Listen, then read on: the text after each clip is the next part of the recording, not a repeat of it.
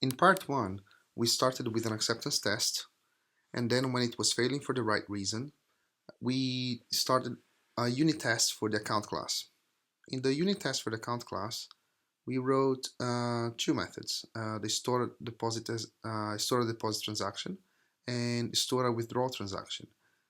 In both tests, we decided to delegate the responsibility of storing a transaction or a deposit and a withdrawal to the repository. Now it's time to think about the print statement. Let's look back at the requirements. So the statement has a header, it has date, amount, and running balance. We need to format the date. We need to know that there's 3 columns. We also need to format numbers with 2 decimal cases. We need to print a negative sign in front of negative numbers. So there are pipes. So there is all the state formatting, if you like, in the statement. So the first question that we should ask is, should the account know about all of that? Should the account know how my statement is formatted? Is it the responsibility of the account, or should we change the account every time that if we wanted to add a new column, or if we want to format dates in a different way? So those are the questions that when we are doing Outside-In TDD, we should ask ourselves. Is the responsibility of the class under test to do all of that, or is the responsibility of someone else? So in this case, I don't think that the account should do all of that. Account is a very high-level class and should not know about the details of a statement. So who should know about that? So I believe that what we could do is to create a class that knows everything about statement and how to print statement. And I believe that we should call that some sort of a statement printer. So if we go to, so let's write a test for that. So an account should print a statement. So we decided that we are going to have a statement printer. So we are going to verify that the statement printer, what method should we have? Let's say print. And what should we pass to the statement printer? I think that the statement printer should receive a list of transactions, because then we could iterate through the transactions and then generate one statement line for each transaction. So we could say, let's receive a transactions. So now let's see if we can create all these things. Let's create the statement printer, and let's create this class. Let's move to the other side and make it bigger. So now let's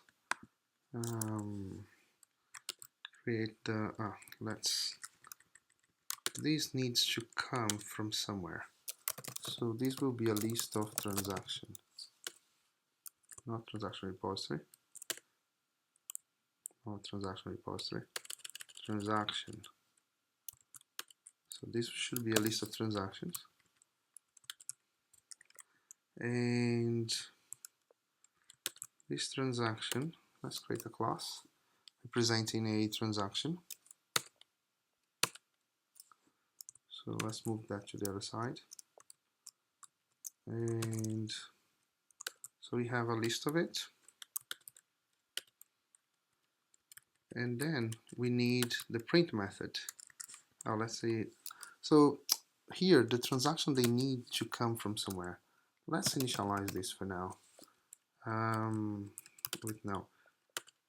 So this method in here, we receive a list of transactions in the statement printer.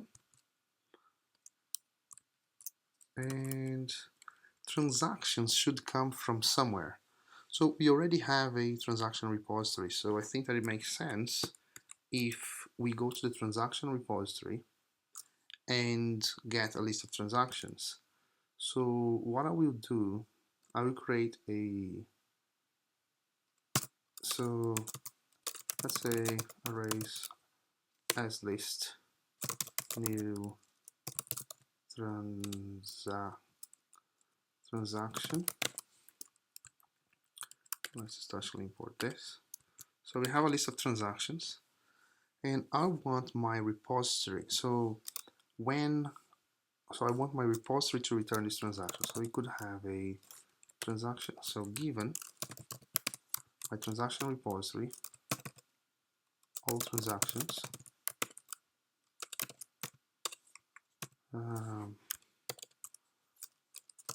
will return transactions.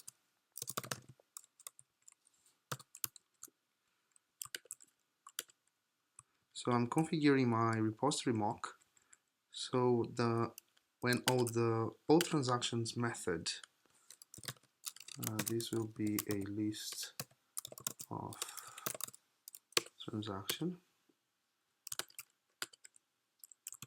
So when the all transactions method in transaction repository is called, it will return all transactions. And then what I need is account dot print statement.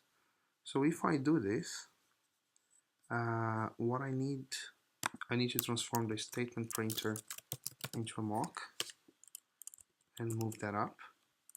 So basically what I'm trying to do is, when I call the print statement method in the account, I expect the transaction repository method, all transactions, to return a list of transactions. And then I need to verify if the statement printer class was called with the transactions that came from the repository. So if I run this test,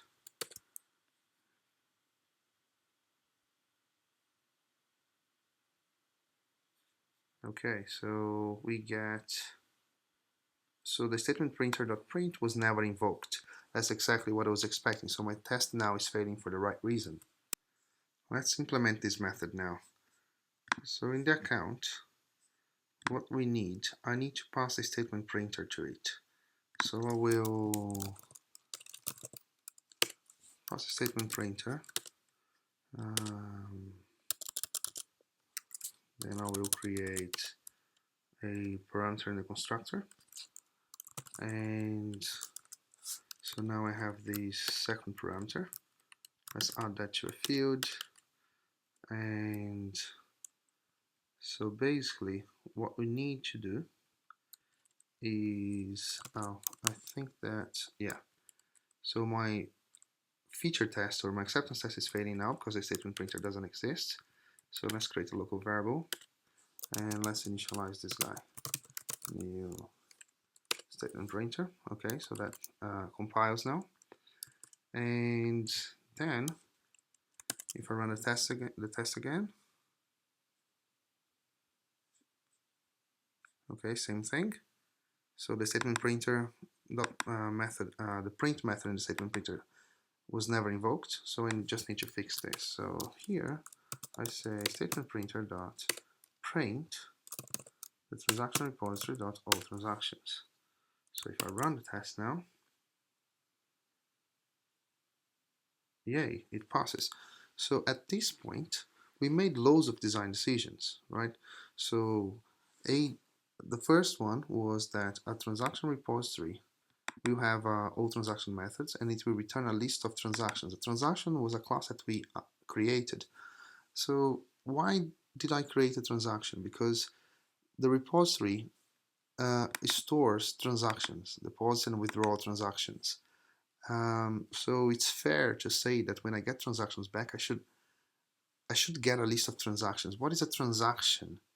I believe that transaction will be these two values together. It will represent the same way that for we create an address class when we have first line, second line, third line of address plus city, postcode, country. So normally when you have values that combined, they mean something. So you create a type to represent that group of data.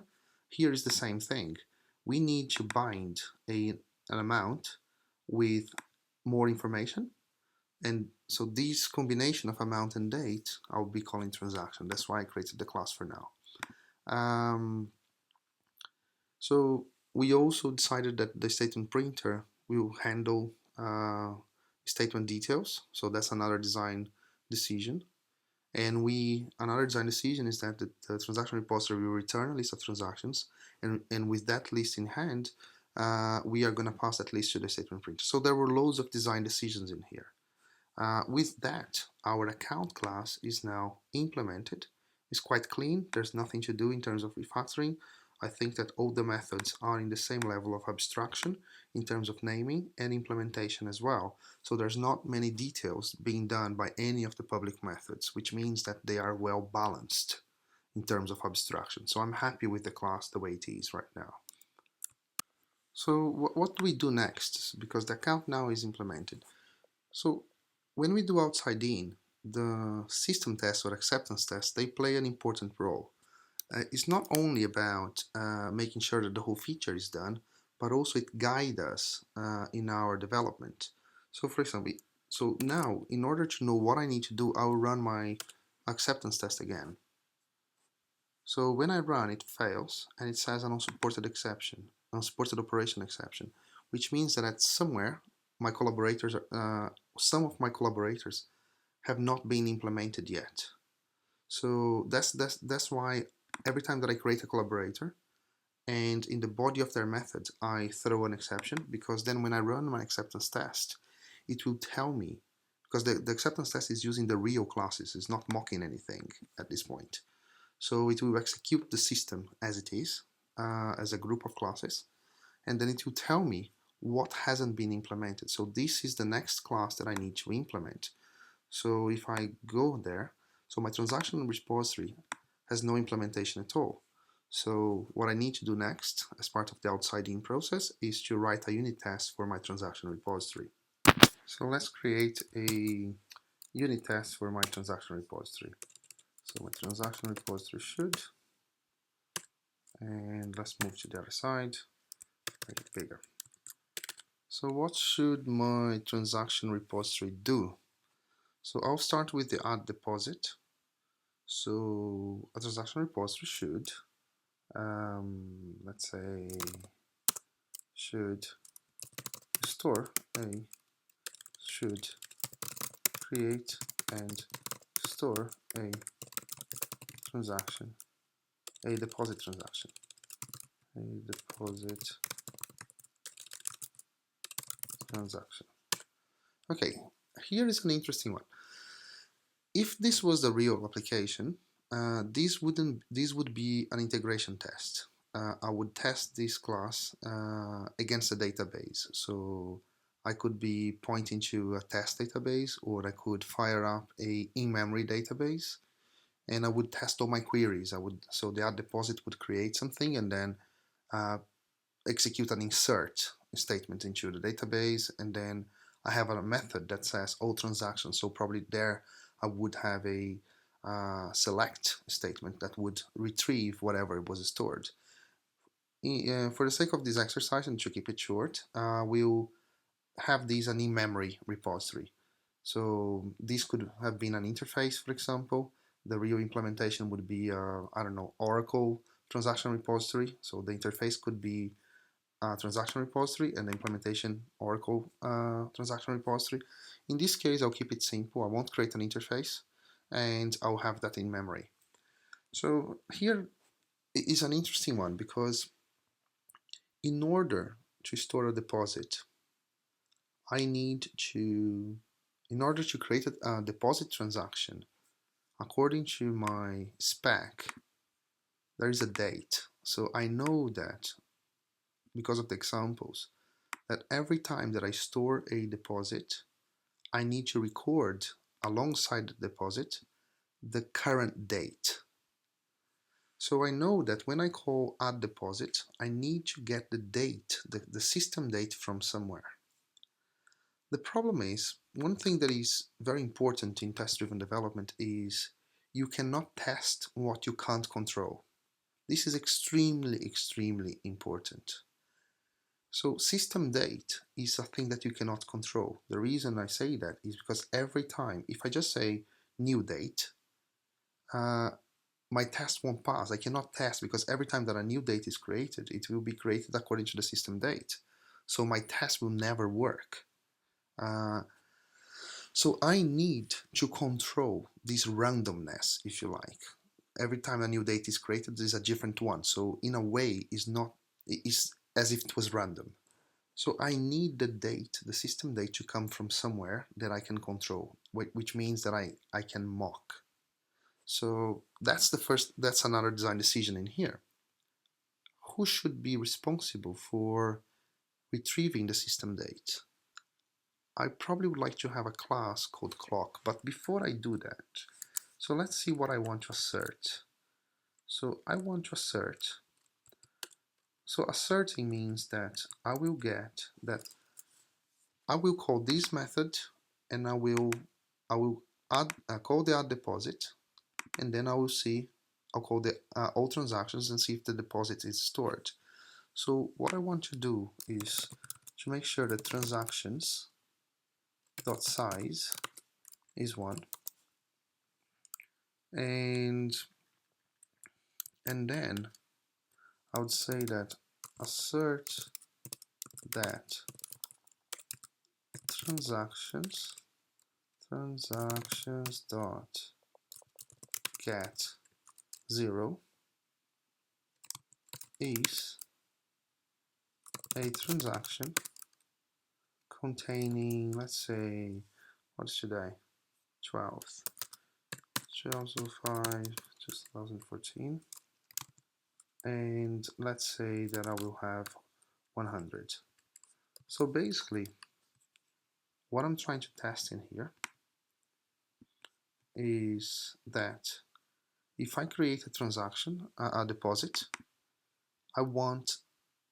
and I get the transactions back, I want the transactions to have a single item, and this item will be a transaction from today and is a deposit of 100. So that's a lot of things to create in here. Let's actually import this, and these transactions needs to be a list of transaction.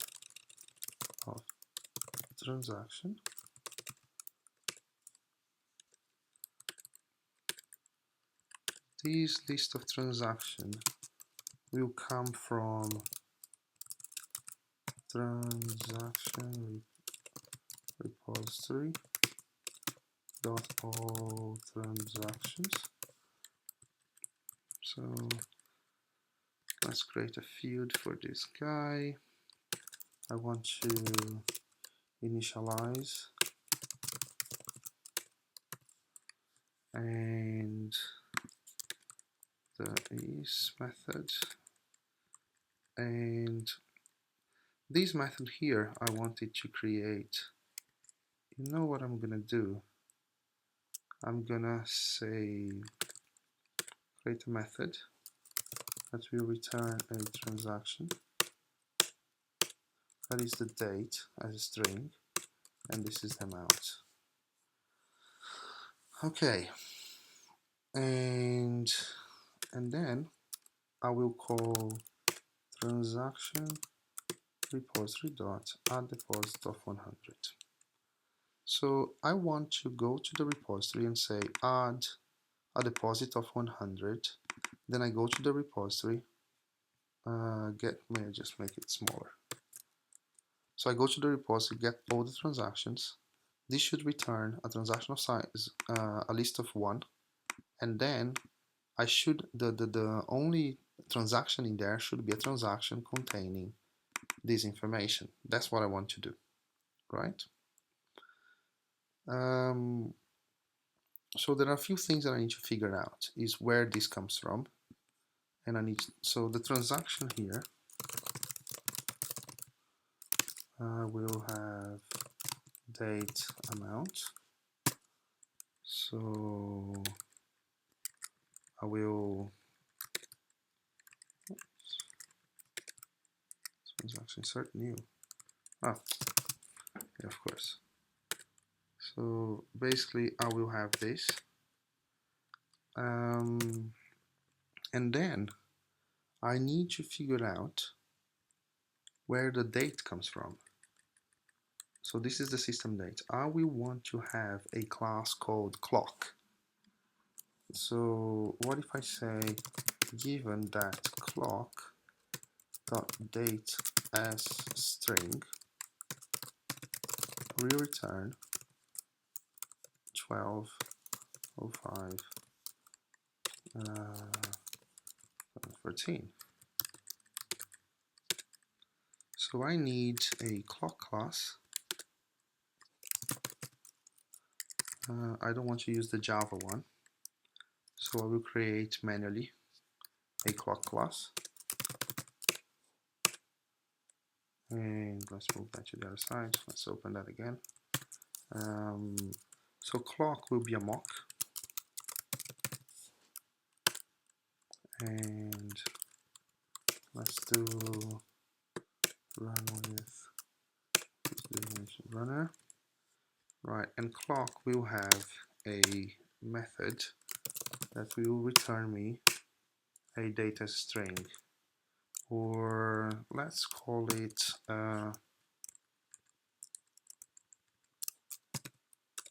today as string. And let's make this a constant, so that will be a today, and this should be today as well. Okay, so let's see what I'm doing.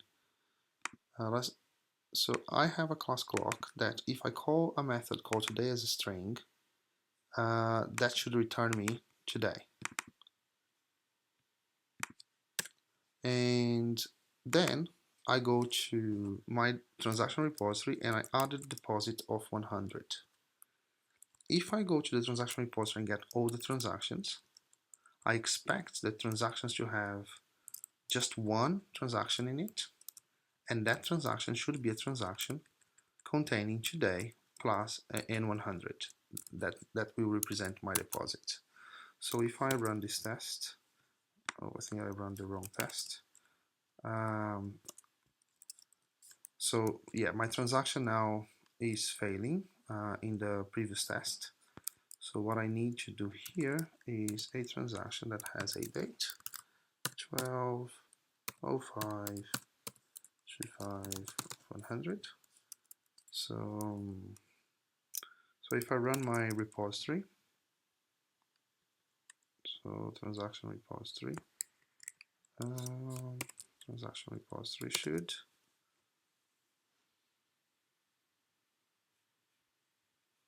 okay, I get an unsupported exception.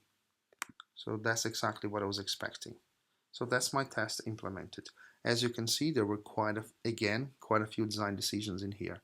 I had to figure out where the system date came from and how I would test that. In this case, I decided to use a query method to test my deposit.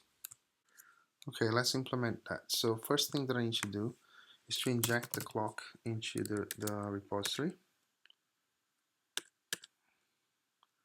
And I will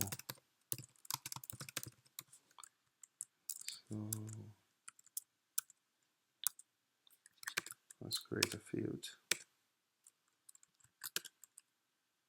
in here. So what else do I need to do? I need to, in here, I need to store a, let's say,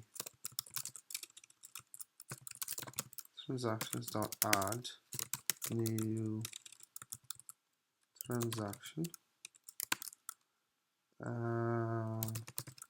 clock dot today as a string amount. So let me move this a little bit so you can all see. And let me extract this into a deposit transaction, and let's create a field that will be a list of transaction, and I will initialize that new array list. Okay, so that's one thing. So if I run,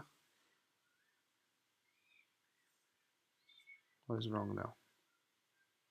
Okay, so when I run, my system test is now failing because it doesn't have a clock. So in this case, I will create a clock. I will create a field. In this case, as I treat clock as an external thing, something that I don't control and I need to control, I will make it a mock in this case. So let's go back to the transaction repository.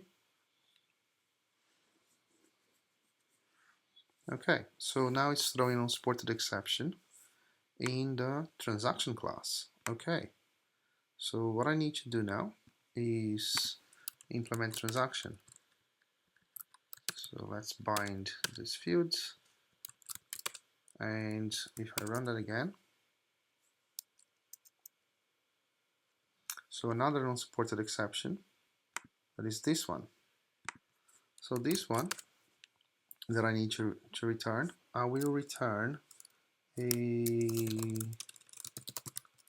return collections dot unmodifiable list of transactions.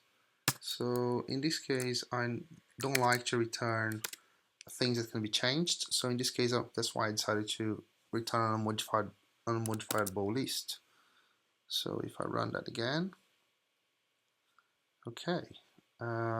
Right, my transactions are not the same. They have different pointers. So what I need to do, I need to implement equals and hash code. And if I run that, then I have a green test. So which means that now my deposit method is working. So now I need a test for withdrawal. Create and store a withdrawal transaction. Let's borrow these things in here. Never do copy and paste, as I always say. And this will be a add withdrawal of 100, and the only difference is that this would be minus 100. Right, and so if I run this,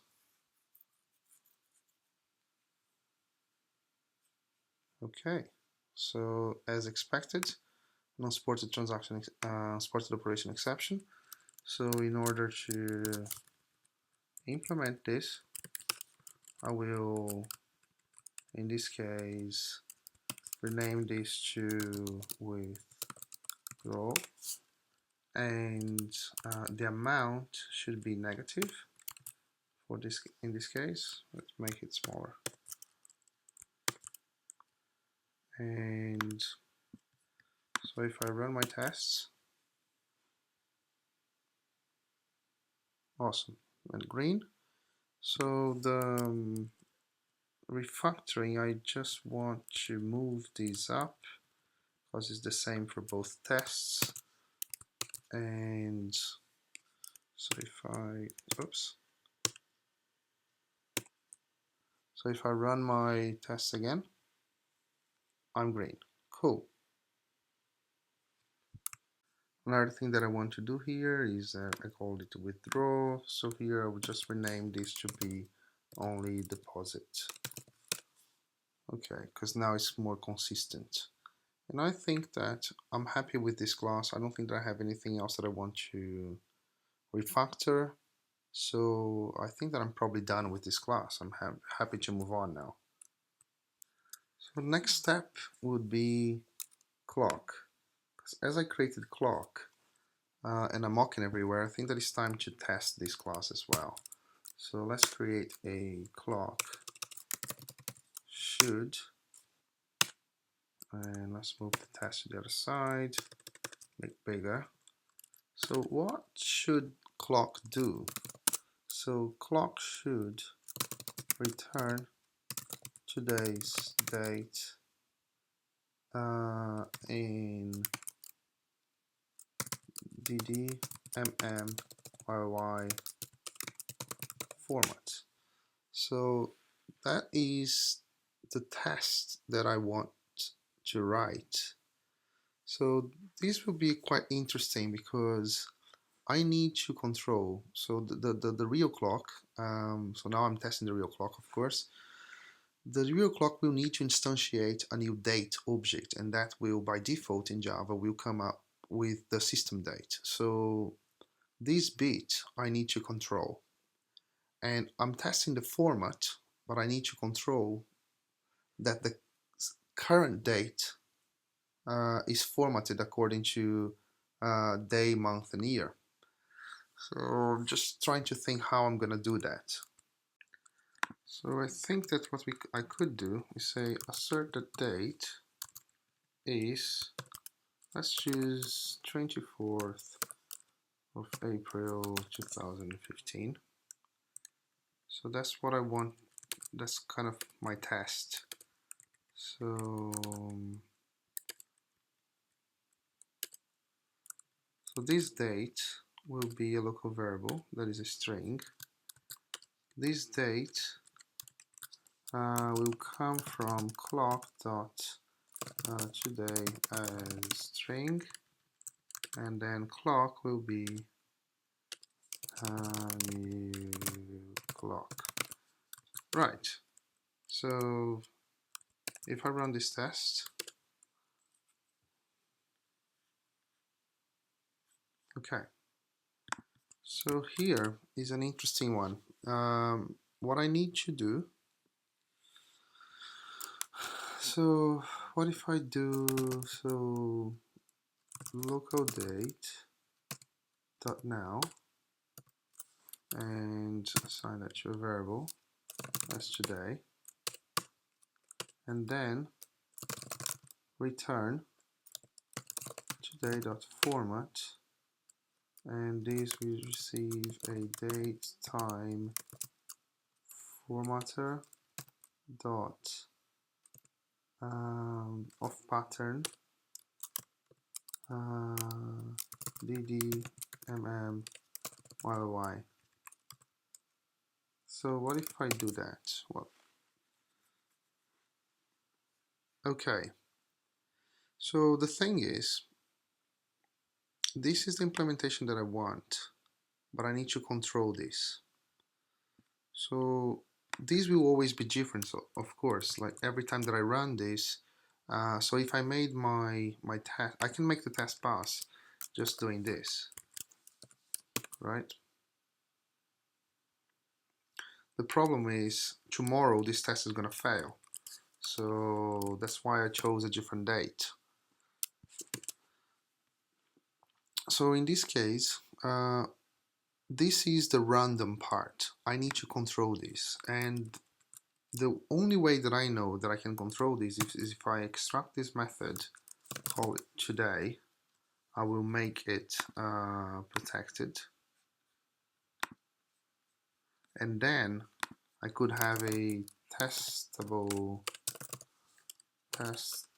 clock, and I will create a inner class, and I will override this method, and here I return the date that I want. So I will say local date of 2015 of April 24. So if I run this,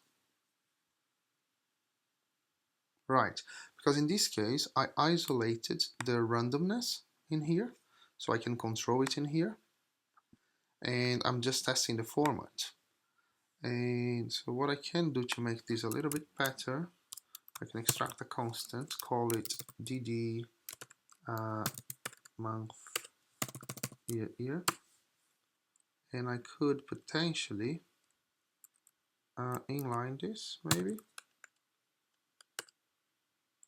and get rid of this. So if I run, okay, I think that that's my clock test done. So at this point, I have my transaction repository implemented, my clock implemented. So where am I? So I don't know what to do next. So that's the time that I normally go back to my acceptance test and run it again. So this should tell me where I am. Let's see. Okay, right, unsupported operation exception. So as soon as I run my acceptance test, it's saying, hey dude, you forgot some stuff, like there's some collaborators that you created that have not been implemented yet. So what is missing now is my statement printer. So that's what I should do next.